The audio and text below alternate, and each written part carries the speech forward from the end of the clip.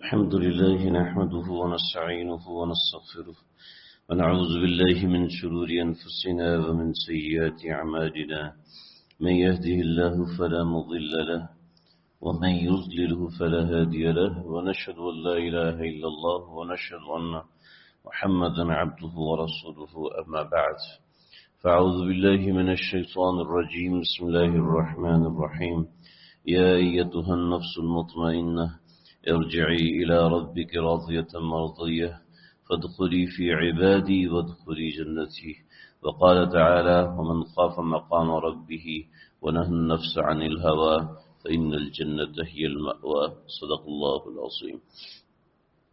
نبی علیہ الصلوۃ والسلام کی حدیث مبارکہ سبعۃ یظلهم اللہ یوم القیامۃ لا ظل فیہ کہ آپ صلی اللہ علیہ وسلم نے فرمایا کہ قیامت کے دن جب کوئی سایہ نہیں ہوگا تو 7 لوگوں کو اللہ تعالیٰ اپنے عرش کے سائے کے نیچے جگہ عطا فرمائیں گے. تو 7 کون سے لوگ ہیں جن کو اللہ نے اپنے عرش کے نیچے جگہ عطا فرمانی ہے؟ ان کا میں ذکر کر رہا تھا. پہلا شخص الامام العادل، جو الامام المنتصب، مختلف روایات میں مختلف الفاظ آئے، امام عادل، اس کا ذکر میں آپ حضرات کی خدمت میں عرض کر چکا. آج جو دوسرا شخص ہے وہ ہے شاب نشأ فی عبادت ربہ، شاب نشأ فی عبادت اللہ. مختلف الفاظ روایات میں آتے ہیں کہ وہ جوان نشأ فی عبادت اللہ، وہ جوان مرد، وہ جوان عورت کہ نشأ فی عبادت اللہ، جو کہ بڑا اس حالت میں ہو کہ وہ اللہ کا عبادت گزار ہو. نشأ فی عبادت ربہ، جو بڑا ہو اس کی اپبرنگنگ ایسی ہو کہ جیسے کہ وہ اللہ کا ایک عبادت گزار بندہ ہے، اس طرح وہ شخص بڑھے. تھوڑا سا سمجھ لیں اس حدیث کو. حدیث کے 7 حصے ہیں، میں آج دوسرا حصہ واضح کروں. شاب، جوان سے کیا مراد ہے؟ جب بچہ پیدا ہوتا ہے تو یہ شاب عربی کا لفظ ہے، ہمارے اردو میں ایک ہی ہے لفظ جس میں بچہ، جوان اور بوڑھا. عربی کے اندر ایسے نہیں ہوتا، عربی میں مختلف چیزیں ہوتی ہیں. عربی میں جب بچہ پیدا ہوتا ہے تو اس کو پیدا ہونے سے لے کے 2 سال تک کہتے ہیں رضی، را ضاد اور یا، رضی یعنی دودھ پیتا بچہ یا دودھ پیتی بچی. جب اس سے بڑا ہوتا ہے تو اس کو کہتے ہیں صبی، صاد با اور یا، صبی. یہ 2 سال سے لے کر 3 سال سے لے کر 7 سال 8 سال 9 سال تک کے بچے کو کہتے ہیں. اس کے بعد جو بچہ ہوتا ہے اس کو کہتے ہیں ولد. جب 10 سال کا ہوتا ہے اس کو ولد کہتے ہیں. 10 سال 11 سال 12 سال اس کو ولد کہتے ہیں. اس سے جب تھوڑا سا بڑا ہوتا ہے اس میں بلوغت کی علامات آنا شروع ہوتی ہیں، آواز بدلی ہونے لگتی، سوچیں بدلی ہونے لگتی ہیں، اس کو کہتے ہیں مراہق. اور جب وہ بچہ بالغ ہو جاتا ہے 15 سال کا ہو جاتا ہے تو اس کو کہتے ہیں بالغ عربی میں. اور جب بالغ ہو جاتا ہے تو یہ بلوغت اس کی چلتی رہتی ہے. 25 سال کی عمر میں جب یہ بچہ پہنچتا ہے یا 20 سال کی عمر میں جب یہ بچہ پہنچتا ہے، مختلف دماغی تنوع ہوتی ہے، ہر کسی کا دماغ تیز ہوتا ہے، کسی کا دماغ سست ہوتا ہے. تو ابتداً 18 19 20 یا پھر میکسیمم 25 سال کی عمر کے لڑکے کو، مرد کو، عورت کو کہتے ہیں شاب. تو شاب نشأ فی عبادت اللہ، یہ ایک لمبا پیریڈ ہوتا ہے، یعنی 25 سال 20 سال سے لے کر 45 سال اور 50 سال تک کے مرد کو، عورت کو کہتے ہیں شاب. تو اس کے حوالے سے فرمایا شاب نشأ فی عبادت اللہ. جب قیامت کے دن سوال ہوگا اور قبر میں سوال ہوگا تو ایک سوال یہ ہوگا زندگی کیسے گزاری، اور ایک سوال ہوگا کہ جوانی کیسے گزاری. تو یہاں جو سوال ہوگا وہ اس شاب کا سوال ہوگا، یعنی 20 سال 25 سال سے لے کے 40 سال اور 45 سال. یہ ایک ایج ہوتی ہے جو انسان کی زندگی کا پیک لیول ہوتی ہے. جس کے اندر انسان کے ریفلیکسز جوان ہوتے ہیں، انسان ایسے چھوٹی موٹی چیزوں سے بیمار نہیں پڑتا، بیمار پڑ بھی جائے تو ایسے نیچے نہیں گرتا، یعنی صحت مند ہوتا ہے۔ اب ضروری نہیں ہے کہ اس کے سفید بال آئے ہوں، بعض 45 سال 50 سال کے لوگ بھی ایسے ہوتے ہیں، ریفلیکسز ان کے اچھے ہوتے ہیں، یعنی وہ ٹھیک ٹھاک تنو مند ہوتے ہیں، چلتے پھرتے، یہ بھی شاب میں شامل ہوتا ہے۔ اس کے بعد جو ہوتا ہے وہ شیخ ہوتا ہے، اور اس کے بعد ہوتا ہے جب وہ بیمار ہو کے بستر پہ پڑ جائے اور ہل نہ سکے، اس کو شیخ فانی کہتے ہیں۔ تو شاب نشأ فی عبادت اللہ، جس نے اپنی اس ایج سے اللہ کی عبادت کو اپنا فن بنا لیا، اپنی زندگی کا حصہ بنا لیا۔ یہاں تک بات سمجھ میں آگی شاب کی۔ نشأ فی عبادت اللہ، نشأ پرورش کرنے کو، آگے بڑھنے کو، زندگی کا ایک حصہ بنا لینا کسی چیز کو، اس کو نشأ کہتے ہیں۔ فی عبادت اللہ یا فی عبادت ربہ، اپنے پروردگار کی عبادت کو اپنی زندگی کا ایک منشور بنا لینا۔ حدیث کا لفظی ترجمہ اور معنی یہ ہو گیا۔ اب اس کی امپلیمنٹیشن سمجھیں کہ کیا ہے اور کیسے ہے ہماری زندگی کے اندر۔ ہم آج کے زمانے میں بہت لوگوں کو ایسا دیکھتے ہیں کہ ان کو بتائیں کہ اللہ کے نبی نے یہ بات فرمائی، ٹھیک، قرآن مجید میں یہ بات آئی، اوکے، یعنی نہ بتانے والے پہ اثر ہو رہا ہوتا ہے اور نہ سننے والے پہ اثر ہو رہا ہوتا ہے۔ ہم میں سے بہت لوگ ہوتے ہیں جو کرکٹ لورز ہوتے ہیں، ان کو بتاؤ یا فلاں کا میچ ہو رہا ہے، کیا ہوا، سکور کیا ہوا، کیسے اٹینشن ہوتی ہے۔ میں سفر میں تھا، کسی نے کہا فلاں کا میچ ہو رہا ہے، تو بھی ہمیں کیا لینا، میچ ہو تو ہوتا رہے ان کا، میں کرکٹ لور نہیں ہوں، مجھے میرے کان پہ اثر بھی نہیں پڑے، لیکن وہ جیسے اس کسی کو بتایا کہ اس نے فوراً، میں نے کہا بھائی خدا کے واسطے بند کرو یار، یہاں پہ تو ایسی حرکتیں نہیں کرو، مگر چونکہ وہ کرکٹ لور ہیں، ان کو کچھ نہ کچھ کرنا ہے، پتہ چلے ان کو اویئرنیس ہو، جناب یہ فلاں کا میچ ہو رہا ہے۔ آج ہم اسلام لور نہیں رہے، چنانچہ کوئی ہمیں حدیث بتاتا، ہاں ٹھیک، کوئی بات، قرآن بتاتا ہے، کوئی بات نہیں۔ ضرورت اس بات کی ہے کہ آیا اسلام ہماری ضرورت ہے یا نہیں؟ ہم نے اسلام کو، دین کو، شریعت کو اپنی ضرورتوں سے نکال کے سائڈ پہ کر دیا۔ چنانچہ ایسے ایسے واقعات، ایسے ایسے حالات، ایسے ایسے سوالات نوجوانوں کے، بچوں کے، بچیوں کے سامنے آتے ہیں کہ عقل دنگ رہ جاتی ہے، اور دن بدن ڈپریشن ریٹ بڑھتا جا رہا ہے ہمارے ملک میں، اور ڈپریشن کے جو ڈاکٹرز ہیں، جو سائیکٹسٹ ہیں، ان کے پاس تعداد لوگوں کی بڑھتی چلی جا رہی، اس لیے کہ زندگی میں کوئی منشور نہیں رہا۔ زندگی کا منشور کیا ہے؟ زندگی کا منشور ہے پیسہ، لمٹ، کوئی لمٹ نہیں۔ زندگی کا منشور ہے اسٹیٹس کا لیول کیا ہے؟ کوئی پتہ نہیں کس لیول تک جانا ہے۔ زندگی کا منشور پڑھائی ہے، پڑھائی کا لیول کیا ہے؟ کوئی پتہ نہیں۔ ایک ڈاکٹر ہے، وہ کہتا ہے میں نے ایسے بننا ہے، اس کے نیچے والا کہتا ہے میں نے ڈاکٹر کی طرح بننا ہے، اس کے نیچے والا کہتا ہے میں نے اس کی طرح بننا ہے، اس کے نیچے والا میں نے اس کی طرح بننا ہے۔ اس کو کوئی لیول نہیں، کوئی سیلف اسٹیم۔ موسلو خود کہتے ہیں، جس نے لیولز بنائے، موسلو خود کہتے ہیں سیلف اسٹیم کی کوئی پتہ ہی نہیں ہے کہ یہ دنیا میں کسی کو حاصل ہوا یا نہیں حاصل ہوا۔ جس کی منزل ہی متعین نہیں ہے، اس منزل کے اوپر ہم چلتے جا رہے ہیں تو کیا حاصل ہوگا؟ چنانچہ ہمارا منشور پیسہ ہے، کتنا کوئی پتہ نہیں۔ ایک ساتھی میرے ماشاءاللہ بڑے اچھے دیندار سمجھدار انسان، میرے کچھ وقت ہوا ملاقات میں، میں نے کہا بھائی اب 40 سال کے ہو گئے، بس کرو، بہت ہو گیا، جو کرنا تھا کر لیا، 40 سال ایج ہو گئی، اب اللہ اللہ کرنے کی طرف آؤ۔ کہتے فیصل بھائی میرے پاس نا میری اماؤنٹ اگر 10 کروڑ تک ہو جاتا ہے نا تو میں بس کر دوں گا۔ ابھی تقریباً 8 سال کے بعد ملاقات ہوئی، کہنے لگا کہ میری جو ابھی ایک جگہ سیلری فکس ہوئی ہے، فلاں نے سائن کر دیے ہیں، میری سیلری فکس ہوئی ہے، اب میری ایک لیول ہے کہ اتنے سال تک میرے پاس اگر 10 ارب روپیہ ہو جاتا ہے تو میں یہ یہاں سے ڈیویڈنڈ آتا رہے گا اور میں اپنا کام کرتا رہوں گا، آپ جیسے کہیں گے میں ویسے چلوں گا۔ نہیں تو یہ بھی فکس نہیں ہے، یہ بھی فکس نہیں ہے، کیونکہ دنیا اس بات کو مانتی ہے کہ اس کی کوئی حد نہیں۔ خیر میں کچھ فلسفے کی طرف نہ چلا جاؤں، یہ بات میری فلسفہ نہ بن جائے۔ ہماری فکر اللہ تعالیٰ نے ہمیں کس فکر سے پیدا کیا تھا، کس فکر کے لیے پیدا کیا تھا، ہم اس کو دیکھیں۔ اگر ہم اس فکر کی طرف گامزن نہیں ہیں، ہماری وہ فکر جوان نہیں ہے، تو یقین کیجئے یہ زندگی بے مقصد ہے۔ کبھی آپ کو اس لائف میں سیٹسفیکشن نہیں ملے گی، کبھی ہم اس زندگی کے اندر مطمئن نہیں ہوں گے۔ ہر ایک کا منشور پیسہ ہے، ہر ایک کا منشور دولت ہے، ہر ایک کا بس میری یہ خواہش ہے یہ پوری ہو جائے، یہ پوری ہو جائے۔ یہ خواہش کیوں نہیں ہوتی کہ مجھے وقت ملے تو میں مصلی پہ کھڑا ہوں؟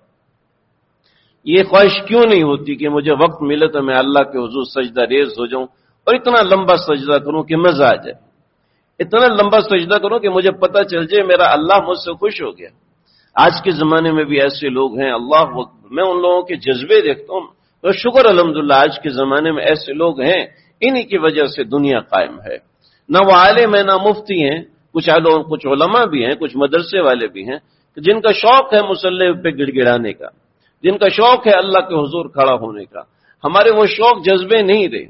امام غزالی رحمۃ اللہ علیہ نے حجت اللہ البالغہ کے اندر ایک واقعہ لکھا ہے، ہمیں کہ ہمارے زمانے میں ایک صاحب تھا، اس نے غلام خریدا۔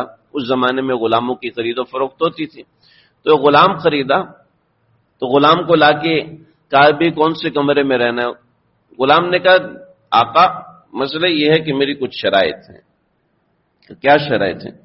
کہ پہلی شرط یہ ہے کہ میں دن میں آپ کی خدمت کروں گا، رات میں خدمت نہیں کروں گا، ٹھیک ہے؟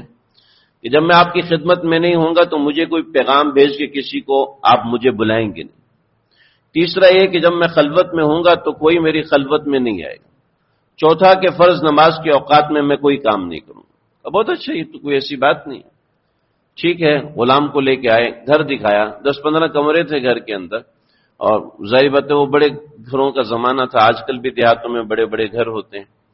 تو وہ نوجوان نے ایک کمرہ لیا جس کی چھت گری ہوئی تھی، کہا کہ بھئی یہ کمرہ کیوں لے رہے ہو؟ یہ کمرہ تو ہم جانوروں کے رکھنے کے لیے بھی استعمال نہیں کرتے۔ کہا بات سے آپ چھوڑ دیں، یہ کمرہ میرا ہوگا۔ چنانچہ وہ کمرہ لیا اور رات کے وقت وہ کمرے میں چلا جاتا اور عبادت کرتا۔ امام غزالی لکھتے ہیں کہ نوجوان رات کے وقت ایک مرتبہ اٹھے تو رات کے وقت دیکھا کہ بھئی اس نے ٹوٹا سا کمرہ لیا اور کمرے کے اندر رہتا ہے، صبح تک باہر نہیں نکلتا، میں دیکھوں تو صحیح۔ تو میں نے جا کے دیکھا تو ہمارے ہاں تو دروازوں کا رواج ہے، پہلے زمانے میں دروازے نہیں، صرف کپڑا آگے لگایا ہوتا تھا۔ جب میں نے دیکھا تو اندر سے آواز آ رہی تھی، اے میرے پروردگار، اے میرے پروردگار، میرا آدھا دن میرے آقا کے لیے ہے اور آدھا دن آپ کے لیے ہے، لہٰذا مجھے معاف کیجئے کہ میں آدھا دن آپ کی عبادت کا جذبہ نہیں پاتا، آدھا دن میں آپ کے سامنے خود کو کھڑا نہیں کر پاتا، آدھا دن میں آقا کے سامنے رہتا ہوں۔ اور یہ کہہ کے رونا شروع ہو گیا، اور اس نے ایسی ایسی اللہ کے حضور باتیں کی کہ مالک کی بیوی نے کہا کہ بھئی یہ تو اللہ کا ولی آدمی ہے، اس سے ہم کام کروا رہے ہیں، اس کو آزاد کر دیتے ہیں۔ وہ کہنے لگے اللہ میں آزاد ہوتا تو ہر وقت آپ کی خدمت میں حاضر رہتا، ہر وقت مصلی کے سامنے بیٹھا رہتا۔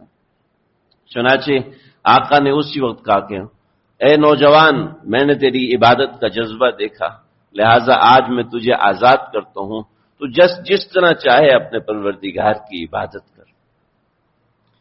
امام غزالی لکھتے ہیں کہ اس نوجوان نے ایک عربی میں ایک شعر پڑھا، اور شعر پڑھنے کے بعد کہنے لگا یہ تو میرے اور میرے اللہ کے درمیان راز کی باتیں تھیں، اے اللہ اب یہ مخلوق کے سامنے کھل چکی ہیں، میں اپنے اور مخلوق کے راز، میں اپنے اور خالق کے راز مخلوق کے سامنے نہیں کھولنا چاہتا، اللہ جی مجھے اٹھا لیجئے، جائے نماز میں سجدے کی حالت میں انتقال ہو گیا۔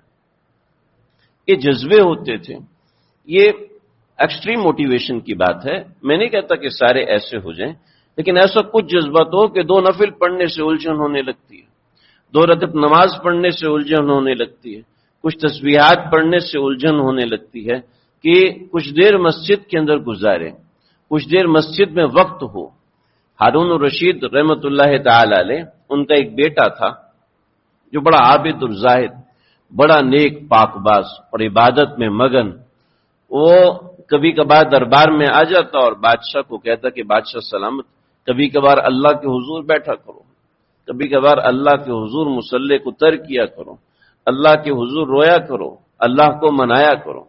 اچھا ہمارا مسئلہ یہ ہے کہ ہمارا جو فارغ وقت ہوتا ہے وہ انٹرٹینمنٹ میں گزرتا ہے. جو فارغ وقت ہوتا ہے ہم چاہتے ہیں کہ انٹرٹین ہوں مگر خوش پھر بھی نہیں ہوتے. جو فارغ وقت ہوتا ہے اس کے اندر ہم اپنی مرضیات کی چیزیں کرتے ہیں مگر ماں باپ نالاں ہوتے ہیں، پریشان ہوتے ہیں، اولاد سے پریشان ہوتے ہیں، اولاد ماں باپ سے پریشان ہوتی ہے. اولاد سے پوچھو کہ کیا ہوا، کہنے ابا نے یہ نہیں کیا، ابا نے وہ نہیں کیا. ماں باپ کو بلاؤ تو پہلے روتے ہیں، پریشان ہوتے ہیں، اور پھر کہتے ہیں میں نے اپنے بیٹے کے لیے کیا نہیں کیا، میں نے اپنی بیٹی کے لیے کیا نہیں کیا. جو کچھ تھا میرے ہاتھ میں، میرے بس میں، سب کچھ اس پہ قربان کر دیے، پھر بھی یہ میری بات ماننے کو تیار نہیں. مسئلہ یہ ہے کہ ہم اپنے خالق سے مفر ہیں، خالق سے بھاگے ہوئے ہیں. کوئی ایسا وقت نہیں ہے، کچھ 24 گھنٹے میں کوئی 10 منٹ تو ایسے ہوں، 20 منٹ تو ایسے ہوں کہ جب میں اور میرا پروردگار ہوں، جب میرے اور میرے پروردگار میں کوئی فاصلہ نہ ہو. نبی علیہ الصلوۃ والسلام نے فرمایا، امام بخاری نے اس قصے کو لکھا ہے، فرمایا کہ نبی علیہ الصلوۃ والسلام نے فرمایا کہ نبوت کے حالات جب سامنے آنا شروع ہوئے تو حبب الی الخلوہ، کہ مجھے تنہائی محبوب ہونے لگی، اللہ کے حضور تنہائی محبوب ہونے لگی.